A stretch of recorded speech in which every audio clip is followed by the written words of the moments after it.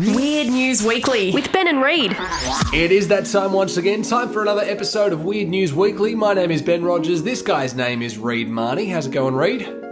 Ben, I'm pretty well. Good week. Our basketball team had a win. Yay! So it's been a good week for me. So what about you? How's your week been? Couple of weird things straight off the bat. Obviously, the weird thing number one is that our basketball team won after like 5 or 6 straight losses. Weird thing number two, and this probably doesn't affect you or anything at all, but Goldberg defeated Brock Lesnar in 85 seconds earlier this week at Survivor Series. Ridiculous. And this is something like, put this into perspective, right? Brock Lesnar, in the storylines of wrestling, has been terrorizing absolutely everybody when he's fighting them. And now Goldberg comes along, hasn't wrestled for 12 years, and comes back, faces Brock Lesnar, beats him in 85 seconds. Wow.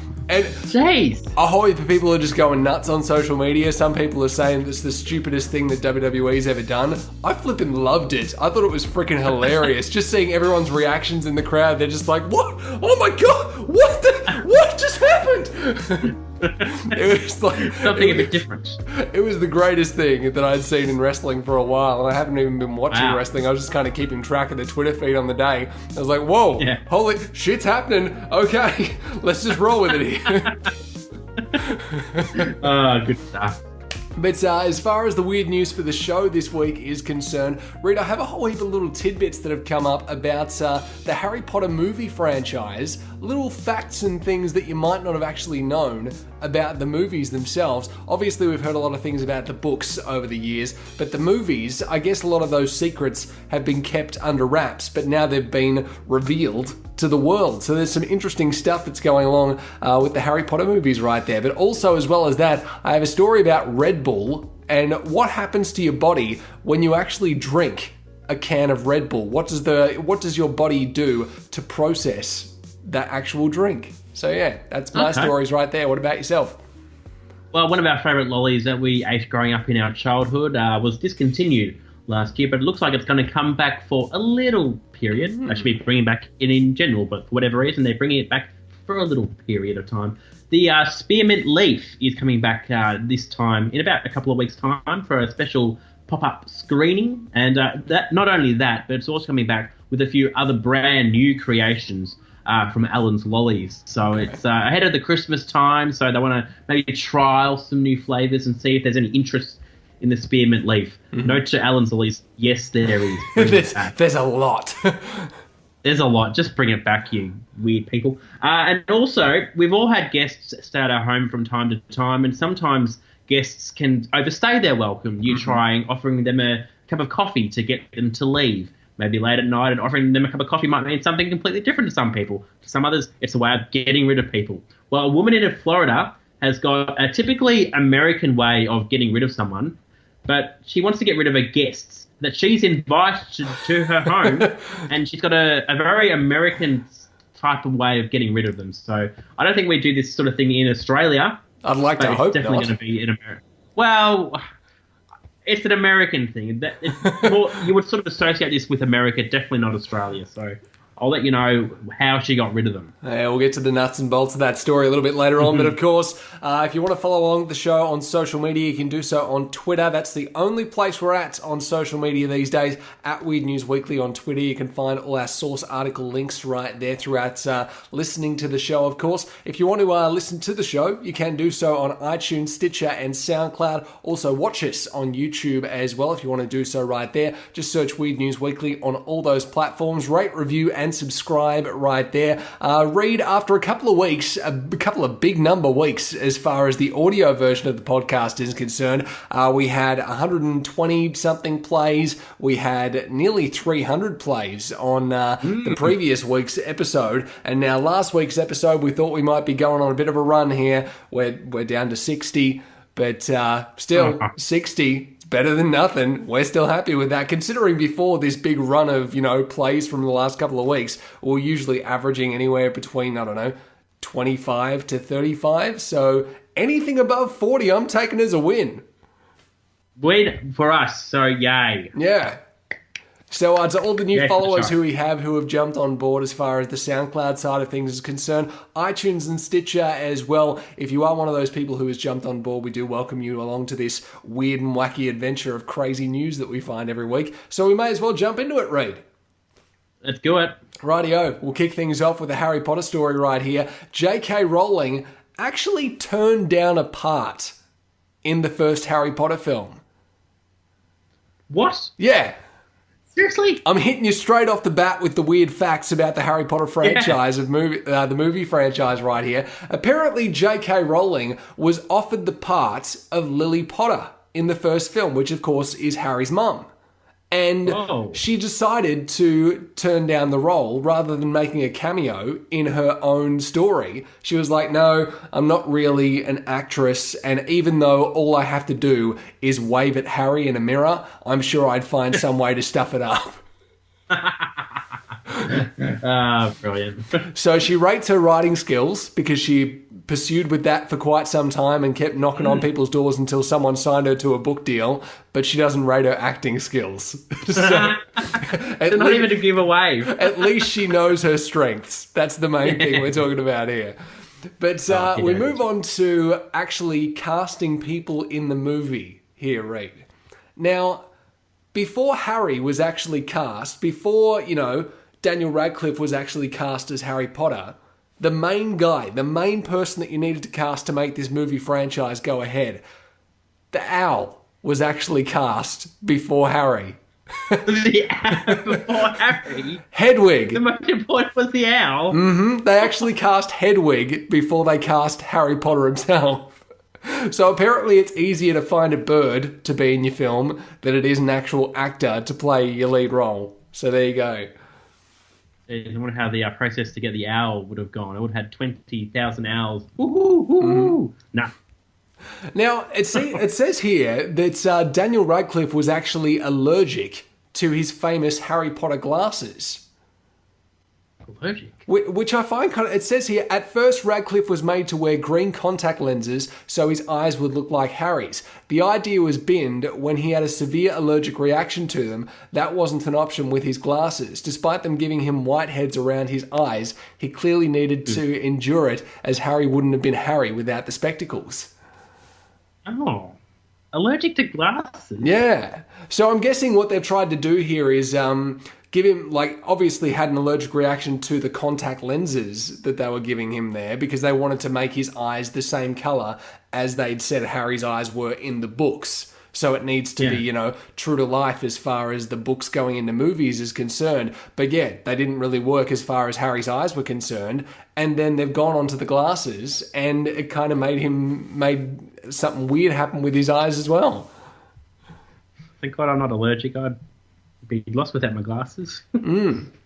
Now, as funny as this might sound, the live-action Harry Potter movies almost didn't happen. Ooh, how'd that happen? Well, before it was actually said to be a live-action film Harry Potter franchise, it was almost an animated film. Oh. And it was almost done by Steven Spielberg. And really? You never would have guessed who was going to voice Harry Potter if it was going to be an animated film. Who? Some... Little Mr. unknown... I See Dead People himself, Haley Joel Osment from The Sixth Sense. Oh! Wow. That would have really helped his career, though. Yeah, for sure. He needed that to help his career.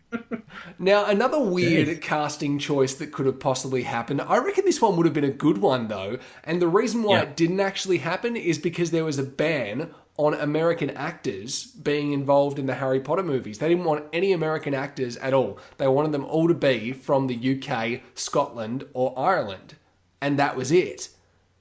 Yeah. So someone who really wanted to play the part of Hagrid was the late Robin Williams. Oh, okay. Yeah. Well, we saw him as Patch Adams, I guess. So as a doctor type figure, so that could have worked. And obviously he did have, quite a range as far as doing accents and, all those kind of different things, because he did have a lot of different accents when he was playing other roles in different movies. Obviously, Mrs. Doubtfire, one of the most well-known ones. So he could pull off that UK kind of accent. And I'm sure he could have done it in, a male tone rather than a female tone like he did with Mrs. Doubtfire. But it would have been an interesting one to see, I reckon, if there wasn't that blanket ban on US actors. Yeah, that's an interesting one. I definitely wouldn't have picked Robin Williams, but I like that one. So as far as, the big gamekeeper, larger-than-life guy with this big bushy fro of hair, that could have been Robin Williams under all that, but they went a different direction, obviously, because it went to Robbie Coltrane with that one. And he's done pretty well since Harry Potter, Robbie Coltrane. He's been in a number of stuff since Harry Potter, so I reckon he could owe much of his career thanks to Harry Potter. So, yeah, definitely. Yeah. It's funny you see him pop up on all those kind of like murder mystery type TV shows that they show on 9gem over here that they pipe in from the UK all the time, and it's just like, hey, there's Hagrid making a cameo. Good stuff, mate. Unfortunately, we sort of typecast him as Hagrid, so he needs to branch out and do non-Hagrid type roles. Exactly, but it's weird when you see him on like one of those other shows and he's actually the same size as everybody else, because you just expect him to be this giant mammoth of a man. I think he has that persona of being a really big guy, but in real life he's nothing like that at all. So I wonder what quite surprised me. I wonder what his build height actually is, like in comparison to what he was supposed to be as Hagrid in the Harry Potter franchise. That'll be interesting to find out. I'll Google it during the show and I'll see if I can find any information. If Google has that kind of information. Well, while you're Googling that, I will go on to the next one here. Hermione actually had a crush on Malfoy. Now, Emma Watson fancied the actor who played him, Tom Felton. Oh. So her first little schoolgirl crush was on Tom Felton, also known as Draco Malfoy. What's he up to these days, Draco Malfoy? I don't know what he does now. Oh, what show is he in? He's in The Flash. The Flash. The Flash. Yeah. Wow. Yeah, he's been in the Flash for a little while these days. Ooh. Okay. I didn't know that. So if you like to watch shows like Arrow and things like that, and you've seen The Flash appear in Arrow and all that kind of stuff, that spin-off show, The Flash, is what Tom Felton's in these days. Not as The Flash, but he's just one of the side characters there. One of the B characters. Yeah, exactly. The lesser-known characters. But that pretty much wraps things up as far as the little-known facts about the Harry Potter movie franchise. Any of the ones in there that kind of shocked you, Reid? Probably the Robin Williams one a little bit. Although when you think about it, maybe not. But yeah, I don't know. Him and Harry Potter, that would have been quite an interesting one. But of course, we are forgetting the biggest person in the room right now, being you, a biggest Harry Potter fan than I am. Surely there's one of those facts that I reckon has blown you away. I think the two main ones there obviously being J.K. Rowling actually turned down a role, even though it was a very simple role in the film and she didn't trust herself to do it. Like, all she had to do was literally just wave to Harry from a mirror and that would have been it. Cameo done. But she was like, nah, focusing on my strengths. I'm a writer, not an actress. Sounds like a role for an extra, and they would have been antagonising over that role for some time. Just having to stand there and waving. I could imagine that, knowing J.K. Rowling being a great writer, I reckon she would have been a terrible actress and stuffed up the waving completely and just done it completely wrong. You see her waving and she's just like mouthing out the corner of her mouth, am I doing this right? And it makes the final cut of the movie. Becomes like one of the gag reels. Oh my god! And then the director saying, "Oh my god, she's still waving like that. We had to get another actress because of her waving style. We just couldn't get it to stop." It's like that bit in How I Met Your Mother that one time where he's just like, "I can't remember what I do with my hands. What do I usually do with my hands?" It's exactly like. But if you want to read more about this, you can check out the links right now at our Twitter account, at Weird News Weekly on Twitter. You will find more details right there. But Reid, one of our favourite things to talk about on this show is food. So I guess we should move on to a story about lollies. Lollies. And just to be clear, we're talking about lollies, the lolly, not lolly the chocolates. Because sometimes people confuse lollies for chocolate. Did you know that? I'm not sure. But I've been informed that sometimes people confuse lollies for chocolate. Well, I guess over in the US, they do call what we call lollies, they would call candy. So Yeah. it's kind of a weird situation there. That always blows my mind when people say candy is chocolate. So I Yeah, don't yeah. really get that. But over here, we're talking about lollies. Now, last year, one of our favourite lollies growing up got the axe. Well, two of them, actually. They're both green. I'm talking about the spearmint leaf, and I'm talking about the green frog. And the bad people in this scenario are Allen's lollies. Okay, last year they made this massive move because apparently people aren't buying them. Well, it looks like maybe people will have to buy them again because they're bringing them back for a return visit. But this time, they're not bringing them back in stores to sell forever. No.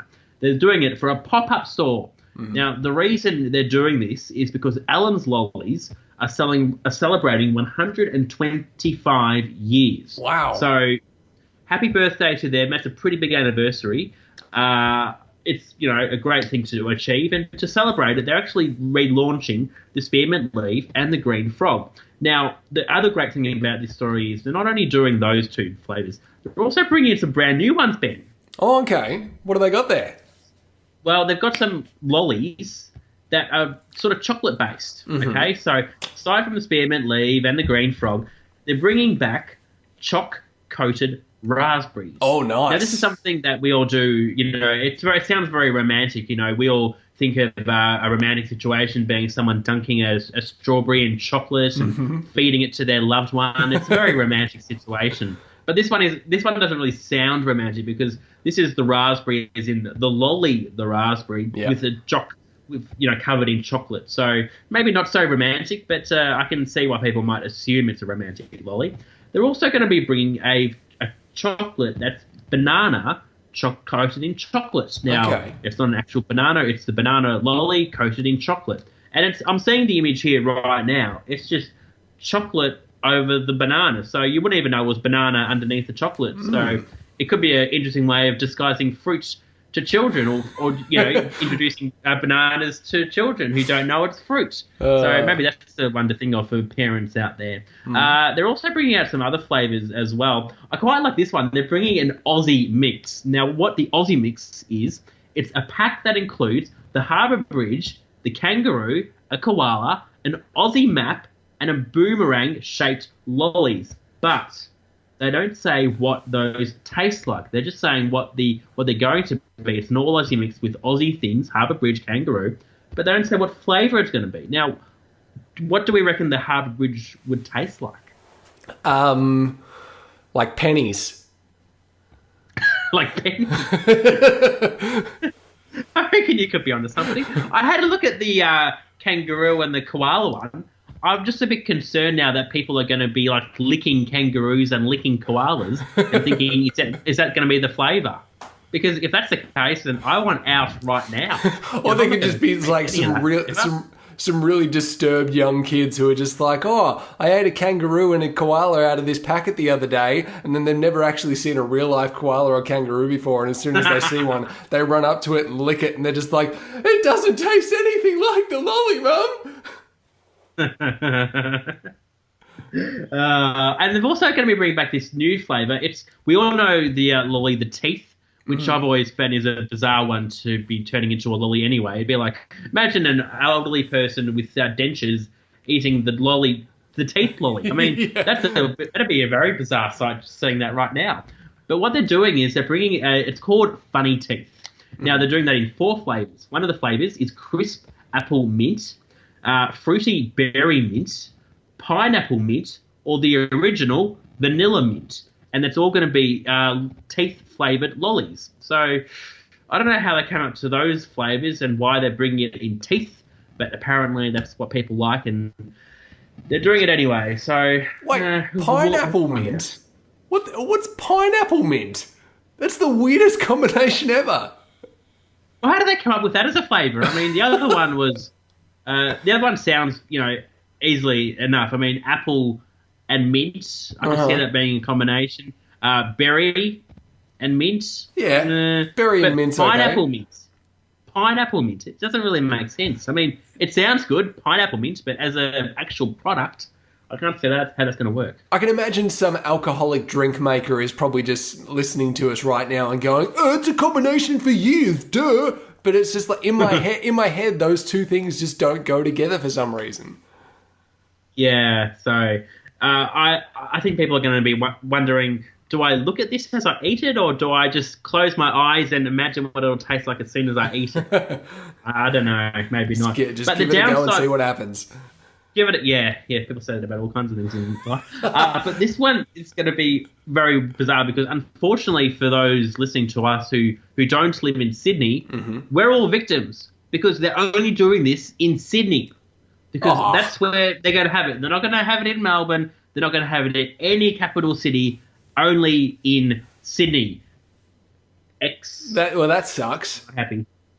Not happy, Jan. No, not at all. So they're doing it up in Sydney because apparently that's where the head office is and it's easy for them to do it up there. But I reckon we should start a petition. If we want the spearmint leaf, bring it down to Victoria. Or at the very least, if you know someone who lives in Sydney, pay them to go there and just get a whole bunch of spearmint leaves and all these other new weird flavours and send them down to you in the post. Well, I guess it could be the tester, I guess, to see if they sell well. If they sell well in Sydney, then they might put them out to everywhere else again. A journalist from news.com.au, and I am using the term journalist from news.com.au a little bit too loosely in this situation, she did ask someone from Alan's Lollies, will you be bringing, if this is successful, will you be bringing back the spearmint leaf on a permanent basis? And the representative from Alan's Lollies said, good things come to those who wait, or we'll see. Okay. So apparently, we'll see is an actual quote from Alan's Lollies about the spearmint leaf coming back to permanent fruition. So I'm not holding my breath, but if you know round someone of who lives up there in applause Sydney, for the investigative journalism there by news.com.au. Well done, guys. You got a great quote. Yeah. Well done. But unfortunately for us mere mortals, we're never going to have spearmint leaves ever again. Yeah, that kind of sucks. I mean, there was one good decision that Allen's has made recently. They started doing individual packets of things that would have usually been in the party mix, for example. So they've taken one variety and gone, yes, let's just make a whole bag of those and only those. So they're doing whole bags of just strawberries and creams. They're doing whole bags of pineapples now, which I'm a very big supporter of. And they're doing like whole bags of like all these other different things as well, which is great. It's about time. So I also heard the story about the strawberries and cream. Did you hear about this? Apparently they got there was a petition going for them to make the strawberries and cream in its own packet. Because apparently people didn't like that it was in the party mix and you'd only get a handful of them. Well, someone petitioned and they came through with the goods. So they now make bags of just strawberry and cream. So apparently there's a whole flock of fans who love strawberries and cream. Wow, there you go. So that is all the result of just a petition in itself. Well, that's how they got the Golden Gaytime ice cream to be turned into an ice cream tub. Because a guy had a petition going and the ice cream manufacturers, I think it's Streets, I think they were paying attention and it turns out, yep, they made it and it's very popular apparently. So petitions may work. It's funny, I've still not tried the Golden Gaytime in a tub. I haven't either. Yeah. I haven't either. I've never gone there. So with summer coming very soon, if it gets very hot, I may be tempted, but we'll see. Well, there you go. If you want to read more details on this story, especially if you are in Sydney, this one is going to affect you affect you directly because you can have access to all these fantastic lollies or candy, as some people might know them. You can check out the link right now at our Twitter account, @WeirdNewsWeekly on Twitter. You'll find all the details right there. But Reid, we move on from a story about food to a story about drink. And this drink in particular is Red Bull. It's something that a lot of people drink on a daily basis, and they don't realize the kind of effect that this kind of stuff is actually having on their body. So they've actually broken it down here into what actually happens in your body as you break down a can of Red Bull and what kind of effects does it have on your system as you drink it and it gets processed. So here's what science has found as far as this whole system is concerned. In the first 10 minutes, that's the time where the caffeine begins to enter your bloodstream, causing your heart rate and blood pressure to rise quite a bit. Now, in the 15 to 45 minute mark after you've started drinking this can of Red Bull, that's the time your caffeine level peaks, making you feel alert and also improving your concentration. Now, somewhere in the 30 to 50 minutes, it says by now all the caffeine has been absorbed and your liver will often react by absorbing more sugar, which is not necessarily a good thing. No, it doesn't sound like a good thing. Yeah. But 1 hour after you've had your can of Red Bull, this is when you're likely to get the sugar crash, when your blood sugar and caffeine level drops and you start to feel very tired because you're coming down from that massive high that you just had drinking the can of Red Bull. And that's when usually a lot of people reach for a second can of Red Bull to pep them back up again, which is also not a very good thing to be doing. 5 to 6 hours after you've had this can of Red Bull, after the consumption, your body will have reduced the caffeine content in your bloodstream by 50%. So your body's, 50%? Yeah. Your body's working very proactively to bring the levels down of caffeine that you've just put into your body with this can of Red Bull. Around 12 hours after finishing your energy drink, the caffeine will be out of most people's bloodstreams, but it does vary due to age and the amount of activity you've done after drinking said can of Red Bull. In the 12 to 24 hours after you've had this can of Red Bull, if you've been drinking energy drinks on a regular basis, between 12 and 24 hours is the time when you'll start to feel withdrawal symptoms and you may suffer from headaches, irritability, and constipation. Oh. I bet when you were drinking a can of Red Bull, you never thought that it'd give you the trots. Oh, no. And studies have shown it takes about 7 to 12 days. If you're a drinker of Red Bull on a daily basis, for example, and say you've gone from drinking no Red Bulls whatsoever, and then you've gone, okay, I need Red Bull to give me a kickstart each day. So I'm going to have one at 9 o'clock every morning. It takes about 7 to 12 days for your body to become tolerant of the amount of caffeine that you're putting in your body and recognize that as a regular thing from now on. And people still drink this stuff. Yeah. It's kind of weird though, because like something like Red Bull, for example, has been linked to people going on murderous rampages even, and still this hasn't been enough for them to go, oh, maybe I should stop drinking that, maybe it's not good for me. They must have look, as a business, they must do amazingly well because they sponsor some pretty big sports teams around the world, and those sponsorships aren't cheap for these companies. So, they are just so... I don't even know how much a Red Bull is because I've never had one. So, they must be, like $4 or $5 a bottle, I reckon? Something like that. And something about that. Well, because even all the other ones that you have as well, like you've got your Red Bulls, you've got your Monster, you've got your V and all that kind of stuff. The other day, my partner and I were walking out of the supermarket. We walked past one of those tobacco shops and we looked in the door or looked through the window and you could see they had their drinks fridge in there. And there was like the size of my drink bottle right here. Obviously, the people who are listening to the audio podcast can't see my drink bottle, but it's the standard size of, your regular water drink bottle. They had a can of V, the size of that drink bottle. Whoa, so it was like nearly a litre. And it was like, buy this and just drink it throughout the day. It's like, are you serious? That's ridiculous. Oh dear. I'm gonna. Have you ever watched the TV show The Inbetweeners? Yes, yeah. Have you? Oh, so you'd be familiar then with the scene where where Will is studying and he's drinking nothing but Red Bulls. And he drinks so much that he can't help but go to the toilet every 5 minutes for diarrhea. And he then poops his pants. Because of drinking so much Red Bull. So maybe that's a lesson in itself. Oh, my goodness. It's amazing that people think that they need this kind of hit for their body to feel good every day. But there was one, I'm not sure if you remember this one, Reid. There was one that Coca-Cola released there for a little while. It seems to be still available in certain areas of the world, but not available here in Australia at all, as far as I know now. It was called Lift Plus. So they have their Lift, which is their version of Solo, basically. It's like a lemon squash. And they made an energy drink version of that called Lift Plus. I remember it because I had some of it when I was in high school days.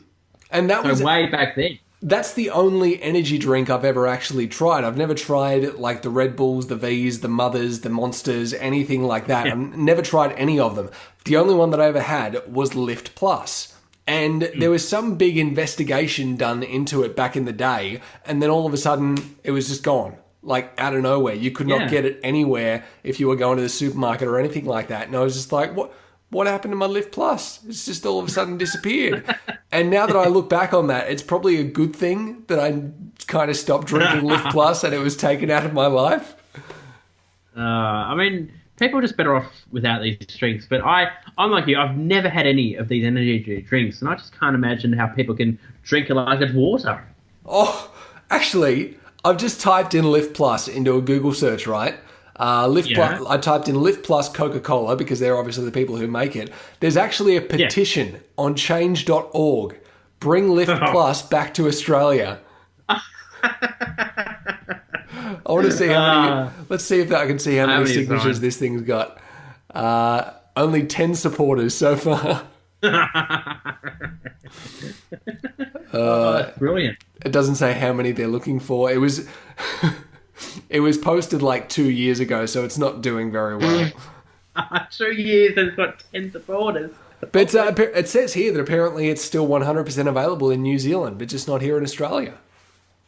Oh, okay. Maybe we've just got better drinking laws than any other country. So we don't really care about our alcohol, but we care more about our energy drinks. Well, I have those. I guess there's a lot of things that are readily available still over in New Zealand that aren't available here in Australia as far as drinks and confectionery are concerned. Because I remember the confectionery store that used to be around the corner from the place where I used to live over on the other side of town. They always had all these imported drinks and chocolate bars and stuff from New Zealand. And we're like, oh my goodness, that used to be, available here in the 90s. Whatever happened to that? And then you look at the back of the pack and it says imported from New Zealand. It's like, what?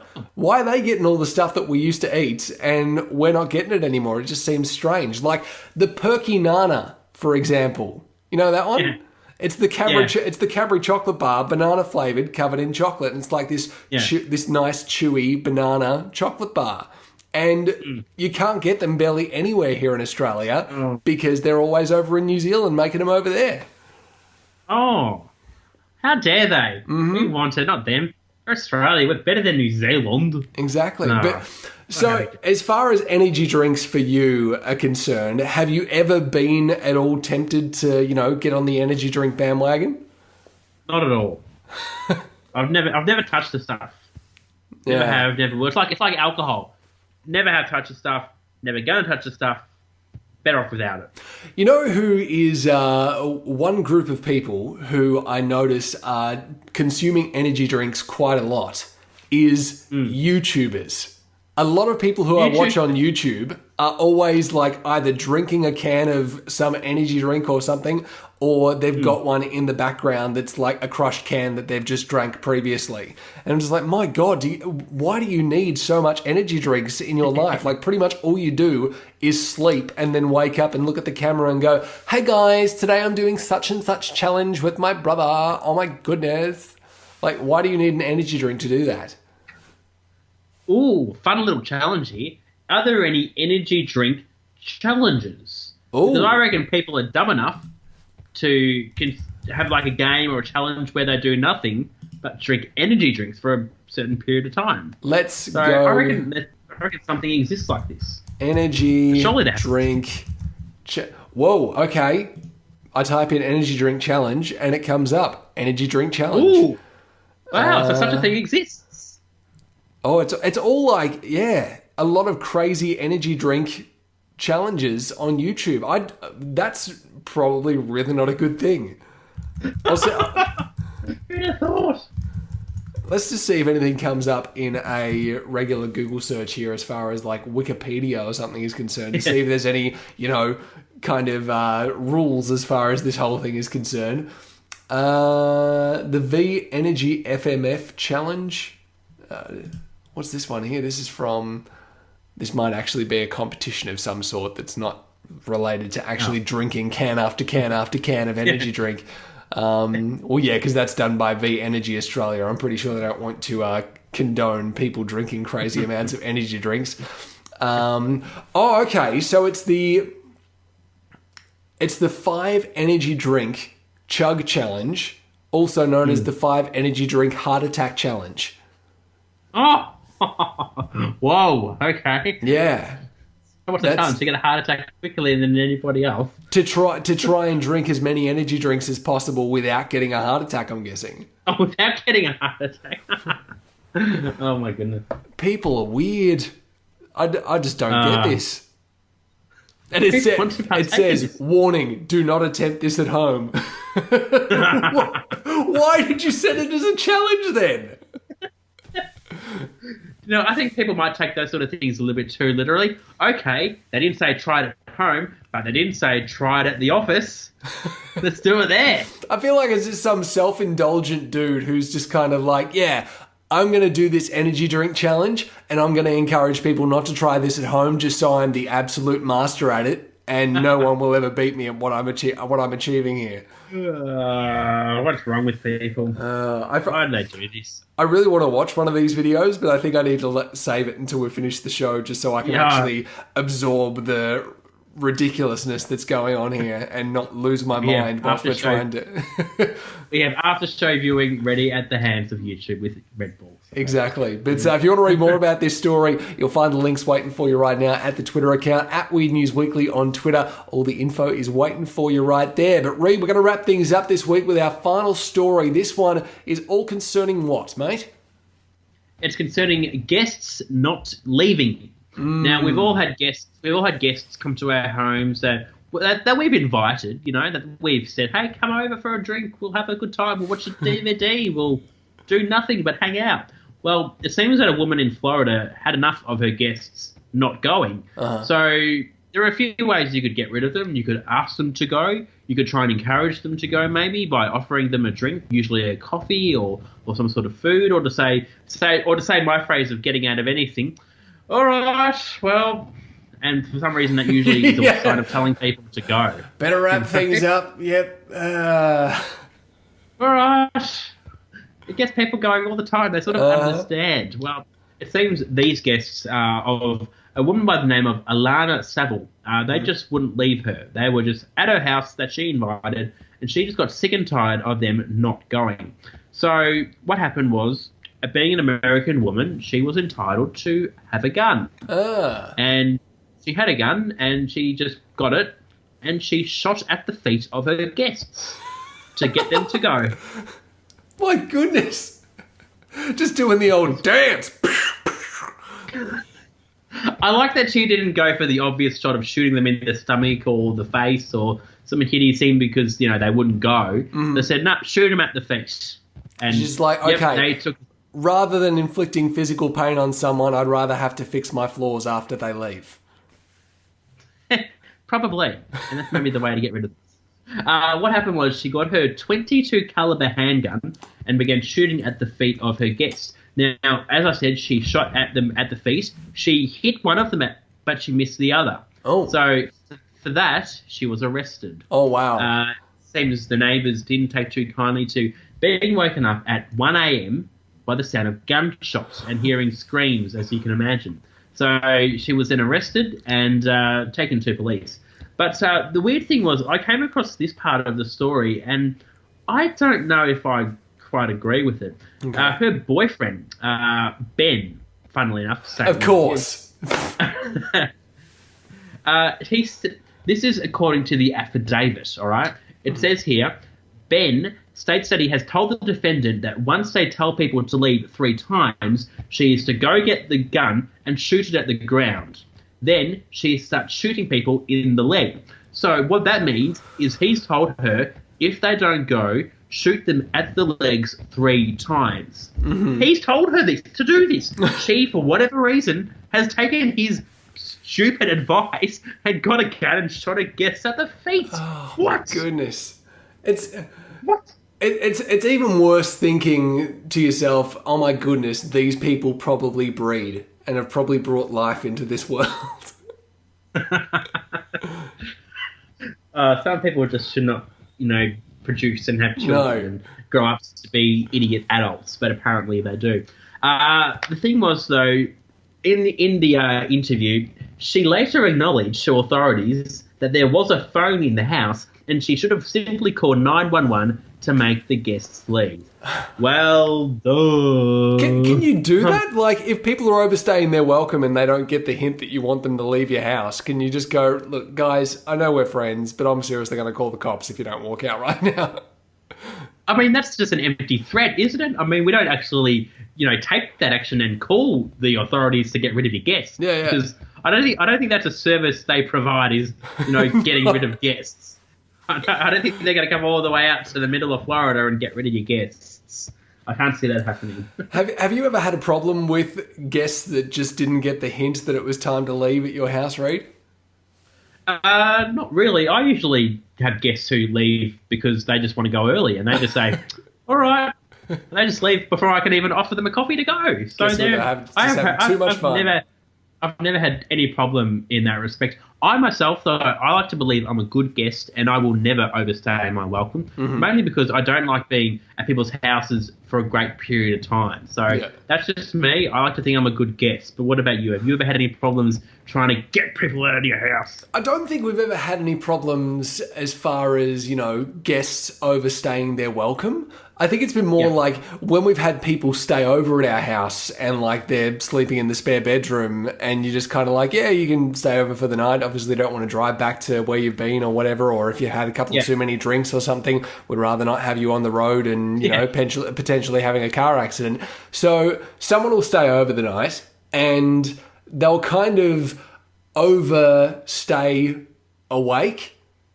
And you just like, I just want to go to bed. Can we just stop talking and go our separate ways? And you go into that bedroom and I'll go into this bedroom and we'll go to sleep. Like, come on now. I'm tired. It's like 12:30 in the morning. What are you doing? I'm someone who loves my sleep and I do not like it when other people get in the way of me trying to sleep. So, yeah, I agree with that statement altogether. But there's one part of this story I quite like. And I'm going to say it right now. Mm-hmm. She was taken to jail, or, county jail, where she is being held on a $100,000 bond. Oh, wow. So they take things like this pretty serious over there in Florida. So unless one of her friends has got $100K sitting around the house, she ain't going anywhere anytime soon. All because of doing the old shuffle, dance at her friends that she didn't want them to stay there anymore. I'm just imagining the cowboy from The Simpsons. Oh my goodness. I just don't get where it comes into your psyche to all of a sudden go, okay, my guests won't leave, rather than getting stern or just, trying to really get the message out there that I want them to go because I've got other things to do. Just like, hey, I'm going to go and get my gun. Why not? America. She would have brainstormed some ideas. All right, what can I do? I can get them out with a baseball bat. I can, try and kick them out. No, a gun. I've got a gun. That'll get the message. What if I shoot them? Oh, yes, I'll shoot it. Bang, bang. I just don't know how they get that into their head. I think that's an acceptable way of getting rid of people from your home, to shoot them. Well, I don't get it. It's even one of those things like where if your mobile phone's in your pocket, you can just get your mobile phone out and just go, oh, guys, sorry, got a call. And then just pretend you're talking on the phone and be like, what? You need me to come and get you now? Oh, okay, yeah, I'll be there soon. Guys, I've got to go. And, just usher them out that way. Trust me, I do that pretend phone thing all the time, walking past people in town with those people walking up to you saying, oh, g'day, mate, I've got a product here for you. Oh, mate, I'm on the phone. I can't talk. See ya. Bye. That's what we all do with the fake phone situation to get out of something. I've actually used that for a really awkward situation that I didn't want to be a part of at all. It was a 21st birthday that I went to, right? And for some reason, like, you know how when you're getting married or something like that and there's going to be a bucks day and usually there'd be like, I don't know, there might be a stripper there or something like that. Well, you're talking about your future. No, I definitely don't want that at my bucks day. If my friends get me a stripper, they don't know me very well. But basically what was going on here, we went to this 21st and all of a sudden this stripper just showed up out of nowhere and I was just like, oh, whoops, yep, got a phone call, and then just walked out of there. The whole time that this stripper was there, I was just like, yep, pretending to talk to someone on my phone. And I was like 20 minutes, I was standing outside just going, oh yeah, cool. Yeah, well, you know, we saw her the other day and she was fine, so it's all good. And I was just having this conversation with no one, all to avoid the awkwardness of the stripper situation inside, watching one of my friends get grinded on by some random naked woman. Just make sure your phone's on vibrate. Oh, but if you want to find out more details about this story, you can do so right now at Weird News Weekly on Twitter. You'll find all the details right there. But just like that, Reid, another week is all said and done as far as the show's concerned. Any final thoughts that you'd like to add to anything? Yeah, not to get you a Bucks party, or not to have any fun when we go. If you do have a Bucks party, no stripper involved. No, and that's not like a code for no stripper. Secretly, he wants a stripper, so we'll get him a stripper. No stripper. No strippers. Like that. Wink, wink, wink. No, there's definitely no winks. I do not want a stripper. Like, no naked people, please. It won't come from me, so maybe one of your other friends may do something, I don't know. Yeah, hopefully not. I'd like to think that they'd all just kind of go, yeah, pretty sure Ben doesn't want that, so we'll just leave that out of the plans there, I think. Yeah, I reckon you'll be alright. The thing that surprises me about this whole energy drink challenge, though, just quickly before we sign off here, I don't get how people can look at something and go, okay, this is the 5 energy drink heart attack challenge.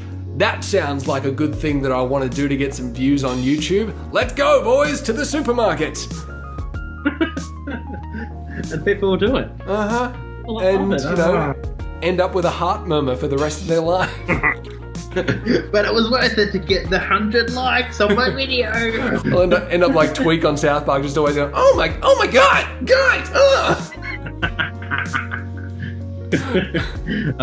dreadful. But if you want to follow along with the show, of course, you can do so on Twitter. At Weird News Weekly on Twitter is where you'll find all our source articles each and every week, plus all the, funny GIFs that Reid posts there throughout the week with the stories as well. You can also follow us as far as the audio version of the podcast is concerned on iTunes, Stitcher, and Soundcloud. Rate, review, and subscribe on all those platforms right there. Also, watch the show in video form so you can see our smiling faces on YouTube.